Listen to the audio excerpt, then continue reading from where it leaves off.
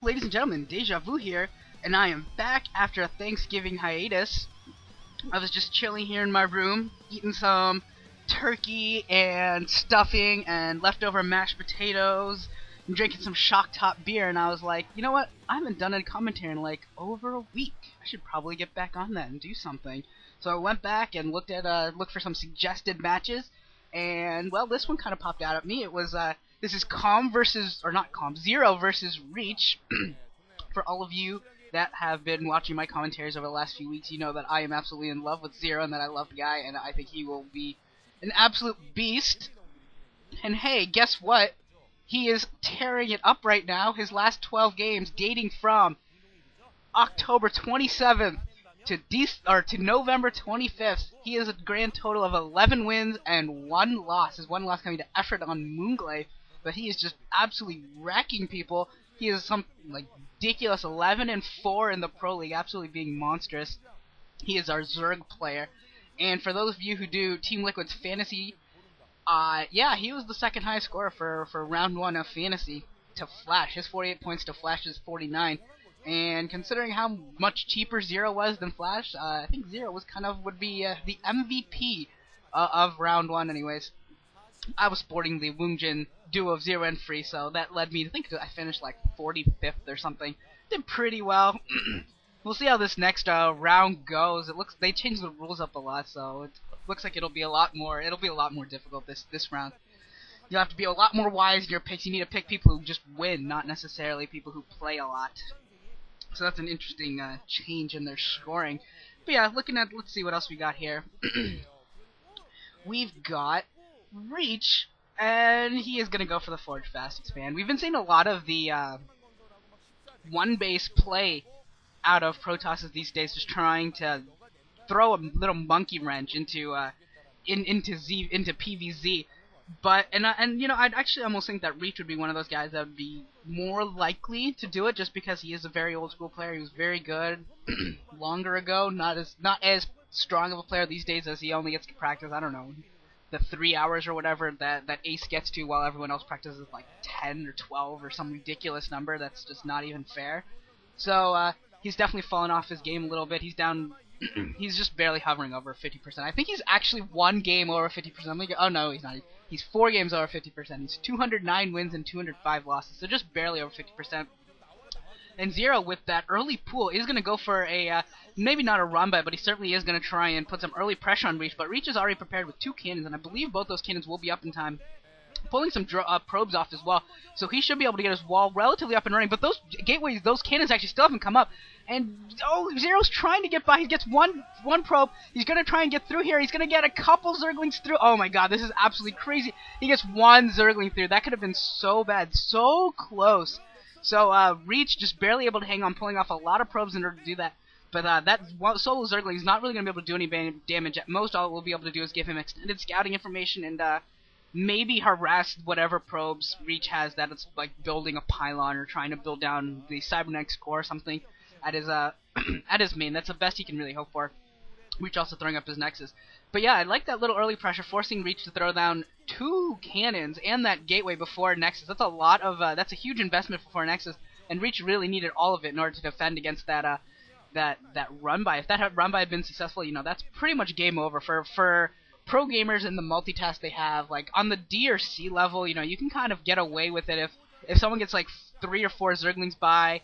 They usually don't have the multitask. Like they'll have to attack with their Zerglings, run away for a few seconds and macro, and then come back, stuff like that. But on the pro level, that doesn't happen, and it's just absolutely dominant if you can get that type of harass off. It does look like Zero's going for a 3rd hatchery at the bottom right expo, as well, the natural expansion. So that'll also secure his 4th gas pretty quickly once he wants it. I expect him to stay on the 3-base play that, you know, we've been seeing so much of. But eventually, if this game gets into some of the later stages, he will be pretty easy for him to get to a 4th base as long as he can hold that 3rd hatchery.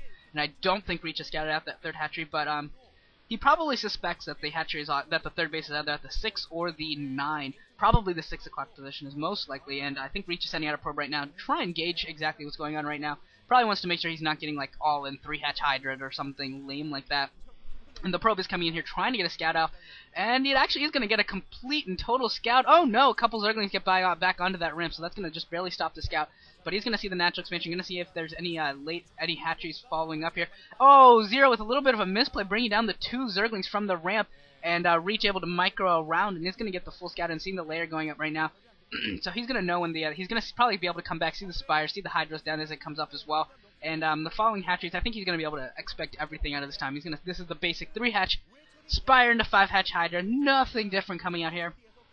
Oh, by the way, speaking of like iCup ranks and stuff, I am now officially a D+ player. I usually never ever ladder, and recently I've finally been playing a lot. And yeah, my PvT has gotten pretty decent for like the D+ level. It's actually pretty awesome at the D+ level.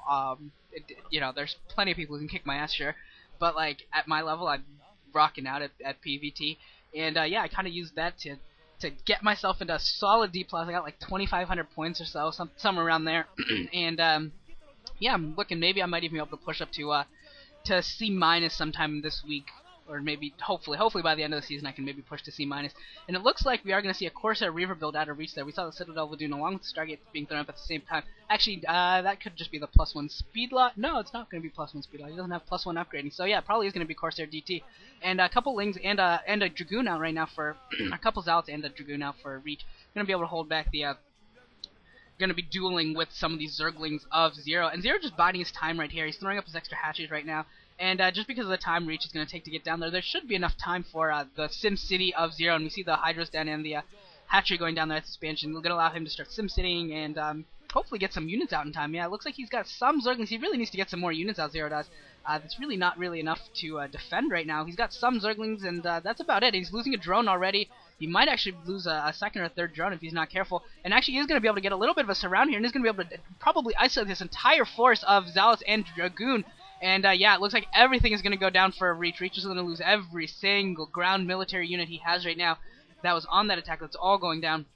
A couple Corsairs are in the air, being chased around by Scourge. Oh, and it does go down. The Corsair does go down. So that's really bad for Reach right now, losing that Corsair. And that is just some ridiculous SimCity. If you're looking at this, that natural expansion base placement for Zero is just ridiculous. And a lot of Zerg players these days have just gotten really good at it, and it's just so powerful. It's just so hard to micro around. The +1 speed lot push just doesn't work anymore, and so I'm glad to see that that Reach doesn't really go for it. Looks like this 3-hatch Spire 5-hatch Hydra just nullifies every build that Protoss does out of the Forge Fast Expand. It's as long as it's done properly, and you can predict when you're watching when Protoss pushes out. Like pretty much everything is countered. Like +1 speed lot is countered by SimCity and some good sunken placement along with some Zerglings. It's pretty easily countered. There's just so little you can do. Corsair DT, obviously, you know, as long as you keep your Overlords around, get your Scourge up in time, which is what it's designed to do, you're going to be fine. Third base going up right now for Reach, and yeah, I mean, Corsair Reaver is just one of the hardest builds to pull off as a Protoss player. But you know, and I think we saw Stork tried Corsair Reaver against Jaedong. I mean, that is against Jaedong, the best of the best, but still, that was not unsuccessful against Jaedong in WCG as well. So, you know, we've seen a lot of things just being completely nullified by this build.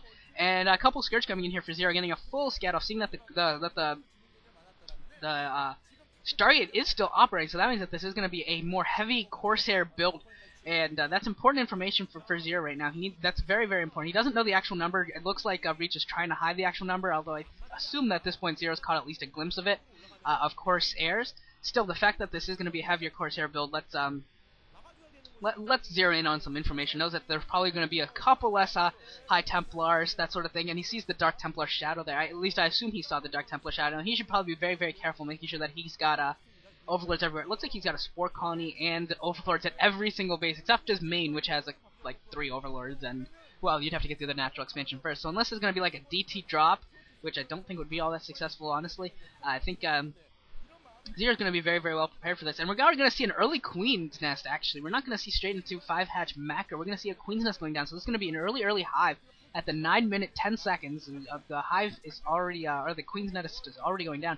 So that's pretty huge right now. And actually, a DT is being able to sneak into the third base of Zero, picking off 4 drones, it looks like. Not a crippling blow, but certainly a little bit of an advantage there. And the DT, the DT just barely survives.